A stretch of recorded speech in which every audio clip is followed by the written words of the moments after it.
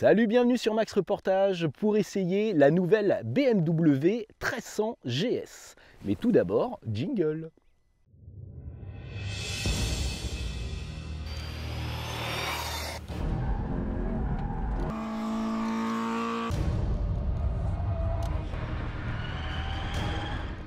La BMW GS est apparue en 1980 et cette moto, qui est faite à la fois pour la route et le tout-terrain, s'est écoulée à plus d'1 million d'exemplaires. C'est donc une des motos les plus populaires du monde.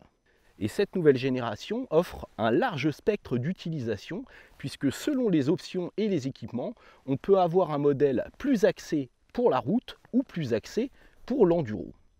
Pour ce qui est des dimensions, cette moto fait 2,21 m de long et 1 m de large au niveau du guidon, donc elle est un petit peu plus large que l'ancienne génération, bien qu'elle paraisse plus fine, puisque vous voyez, le réservoir est beaucoup plus effilé, il fait 19 litres contre 20 litres sur la génération d'avant.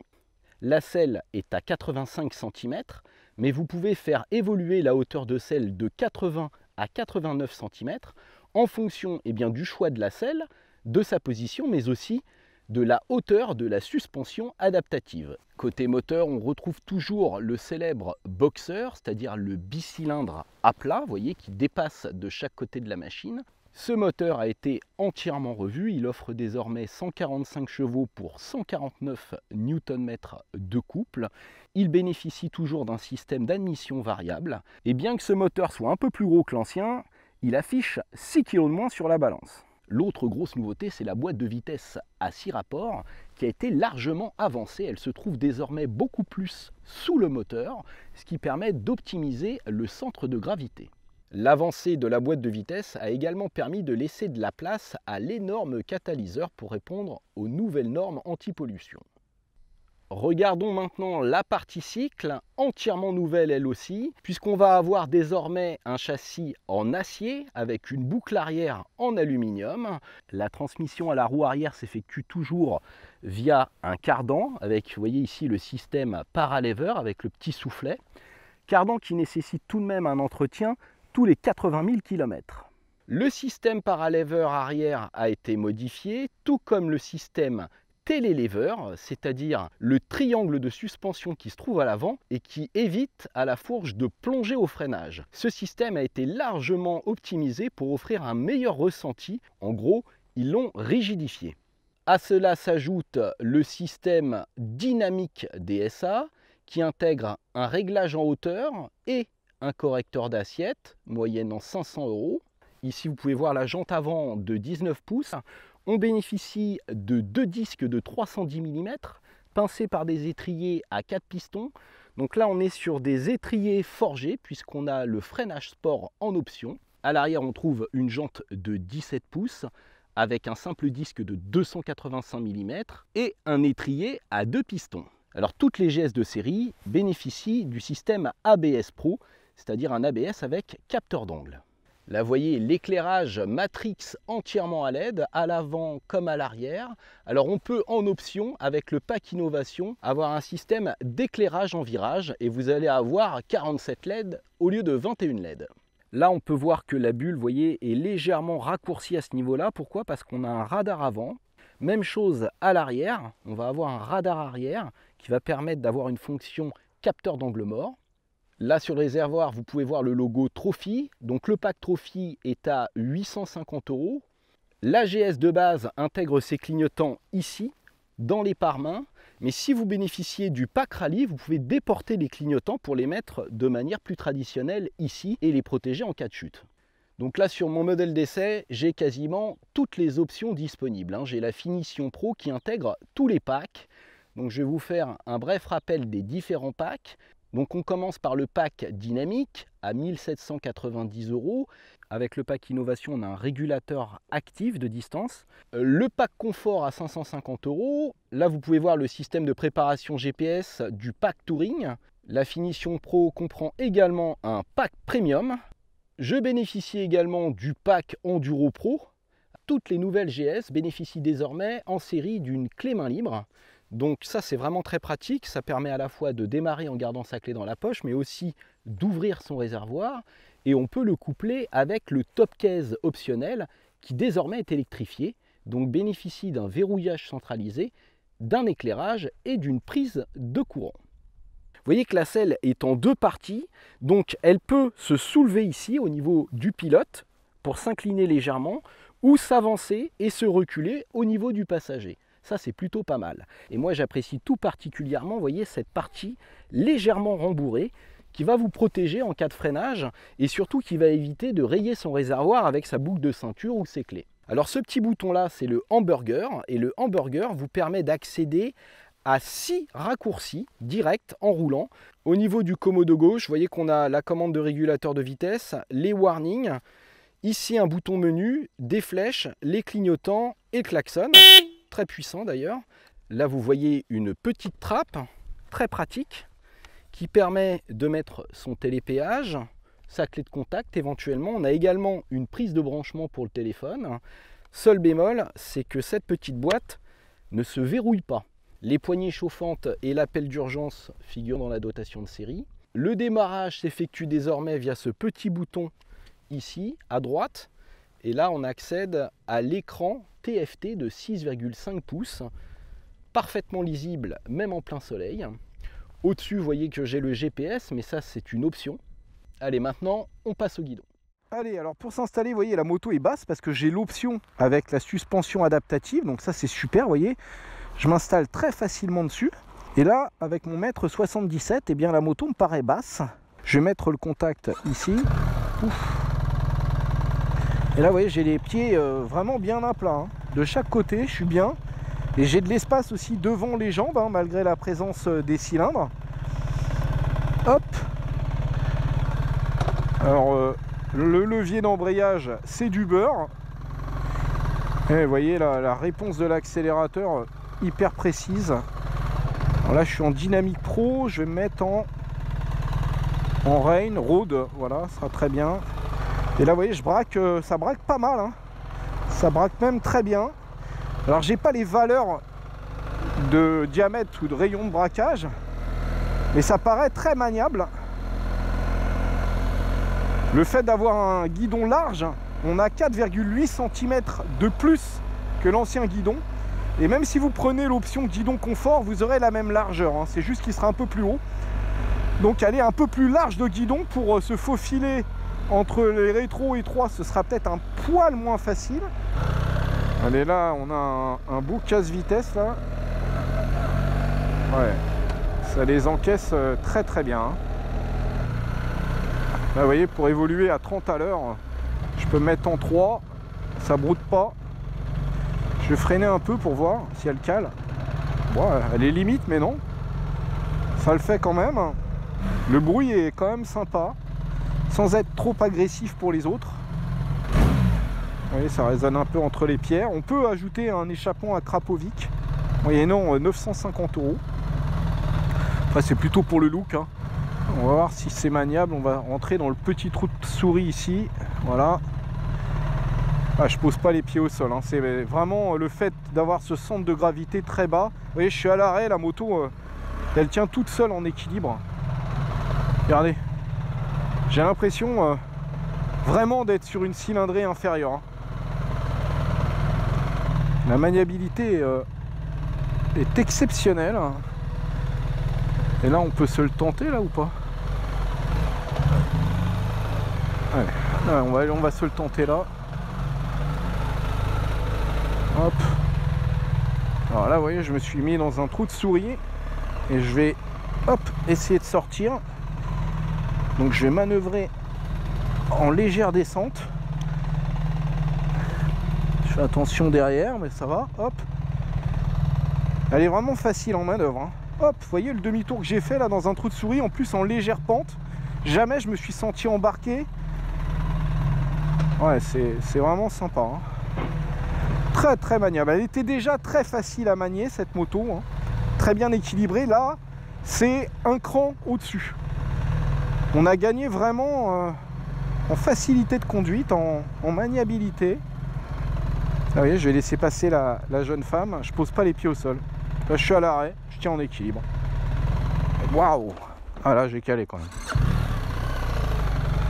Je suis allé un peu loin. Mais bon, vous voyez, C'était pour vous donner un ordre d'idée de la facilité de prise en main de cette moto qui fait quand même 237 kg, mais qui est plus maniable, je dirais, qu'une moto de 210 kg, quoi, ou même de 200 kg, parce que, encore une fois, tout le poids est en bas et devant, en plein centre du châssis.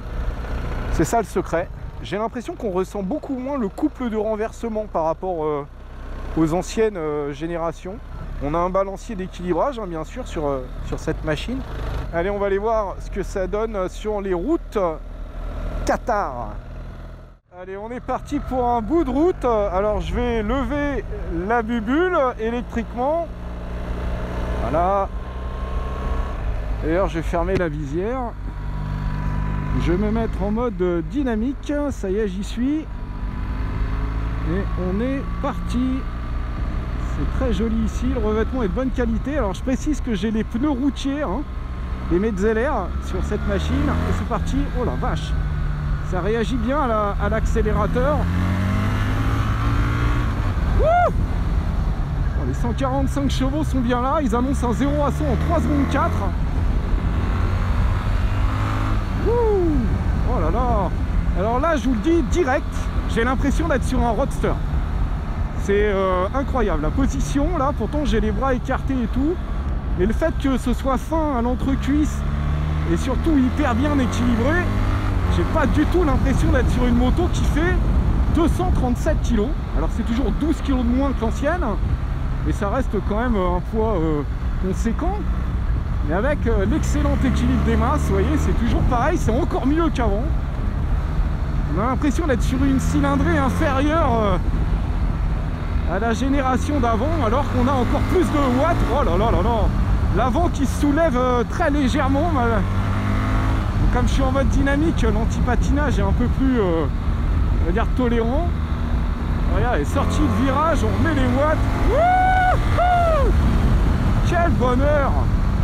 Avec le shifter, la boîte est très rapide. J'ai pas besoin de débrayer ni de couper les gaz. Ah, la boîte, elle est top, hein. Elle est top, la boîte, parce qu'elle est moins douce que celle du Honda. Mais on sent bien les rapports passés et elle est précise. Alors, au niveau de l'amortissement, donc là je suis avec le pack dynamique et les suspensions pilotées, hein. Donc l'amortisseur central avant et l'amortisseur central arrière vont modifier, on va dire, leur tarage. Et là ils sont au plus ferme. Je trouve que l'arrière est un poil souple, mais c'est pas pour autant rebondissant, vous voyez. Mais on sent que la moto se tasse un peu et le bruit est sympa aussi. Allez, je prends les freins là, à fond. Wow. Ah ouais, l'anti-plongée sur un freinage d'urgence. Ça freine très fort, et même si vous faites une connerie, c'est-à-dire prendre le levier en appui, la moto va pas élargir. Alors le seul bémol, c'est la pédale de frein, je la trouve un peu trop sensible, elle déclenche vite l'ABS. Ça c'est parce qu'on a un freinage couplé avant-arrière.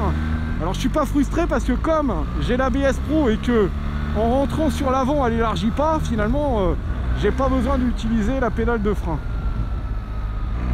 Incroyable. C'est un roadster, mais qui passe partout, quoi. Wouh! Allez, on attaque un petit bout d'autoroute, direction Narbonne. Allez, on s'insère. On y est tout de suite à 130, hein. Vous voyez, il n'y a pas besoin de s'exciter. Ils annoncent plus de 200 en vitesse de pointe. En fait, ça prend 2,30 pour être précis. Donc là, vous voyez, à 130 en 6e, je suis à 4200 tours. Et il m'annonce 7 litres de consommation moyenne. Mais ça, c'est la consommation sur mon essai. Sachant que j'ai quand même un peu tartiné sur la route. Donc, vous ferez, j'irai en moyenne plutôt du 6 litres au 100. Le constructeur annonce 4,8 litres comme sur l'ancienne génération. Donc vous aurez à peu près la même conso qu'avant, mais avec plus de punch et un moteur de plus grosse cylindrée. Donc c'est quand même pas mal. En termes de protection, là vous voyez, bon, j'ai le pack confort avec la grosse bulle et puis vous voyez là, les pare-vents là. Donc je suis bien protégé au niveau de la tête. Là si je baisse, voilà, là on sent la différence. Là c'est bien, avec mon 1m77, j'ai pas à trop baisser la tête, vous voyez, c'est bonne protection. En revanche, les bras sont quand même un petit peu exposés, hein, cette partie-là. Alors moi, sur mon modèle d'essai, il manquait les petites écopes noires, elles n'étaient pas montées. Donc on devrait avoir une meilleure protection avec ces petites écopes. Et on peut aussi régler manuellement la bulle encore un cran plus haut, hein, pour les gabarits d'1,80 m. Vous noterez que j'avais aussi des déflecteurs au niveau des pare-mains qui sont optionnels. Et encore une fois, je bénéficie de l'avertisseur d'angle mort. Ça, c'est quand même pas mal, d'autant que les rétroviseurs sont quand même un petit peu petits. Alors le régulateur de vitesse, là comme j'ai le pack innovation, c'est un régulateur de vitesse actif. Et je peux donc contrôler la distance en appuyant là sur le petit bouton que j'ai mis en raccourci via le hamburger. Alors là, vous voyez, quand on a mis le régulateur de vitesse, la moto est très très stable. Je vais me faire joujou, ça bouge pas, on a un amortisseur de direction en plus du télélever. Niveau du confort de selle, c'est pas mal. Maintenant, après une journée au guidon, j'ai un petit peu les fesses tannées quand même, hein. Pourtant j'ai la selle confort. Allez, maintenant on passe sur un petit tour en enduro. Alors vous voyez que ma machine n'est pas la même. J'ai des pneus cross, hein. Donc ça c'est pas les pneus enduro qui sont fournis par BM, c'est vraiment des pneus cross spécifiques. Vous voyez que j'ai la petite bulle là, et j'ai un rehausse guidon de 1,5 cm. Ça peut monter à 3 cm si vous voulez. Et mon guidon a été légèrement incliné également. Allez, on est parti.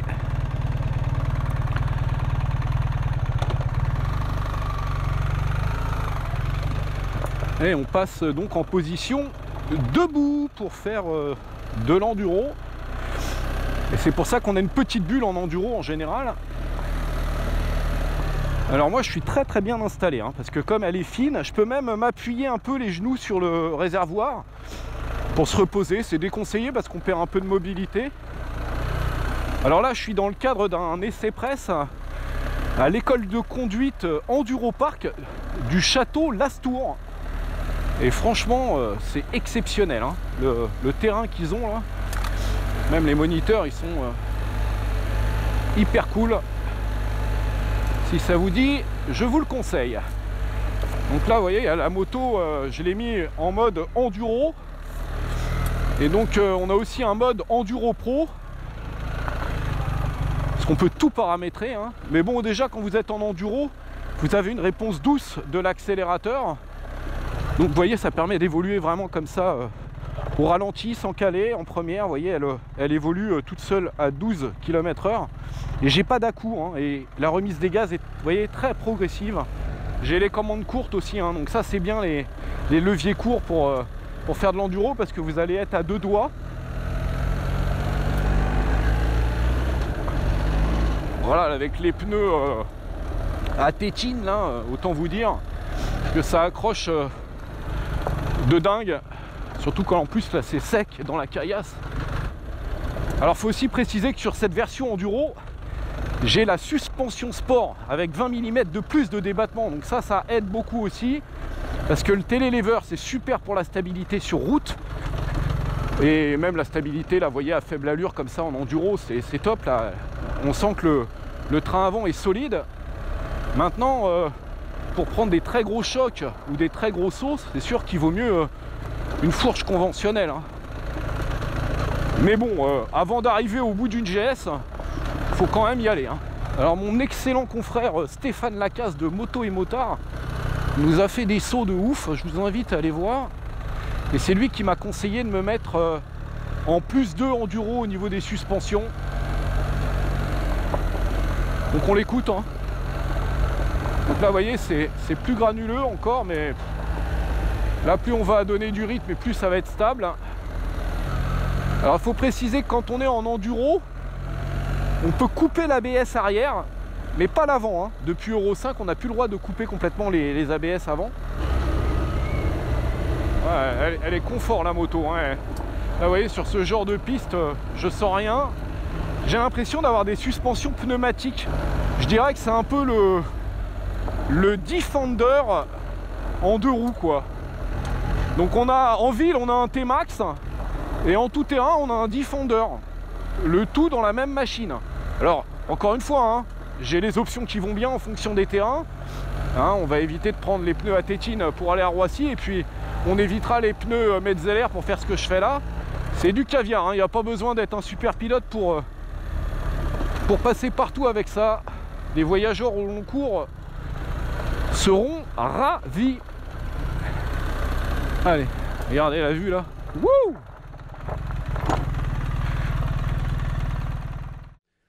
Et nous voici au terme de cet essai, et cette BMW GS 1300 eh bien, est toujours aussi polyvalente qu'avant, même plus polyvalente qu'avant.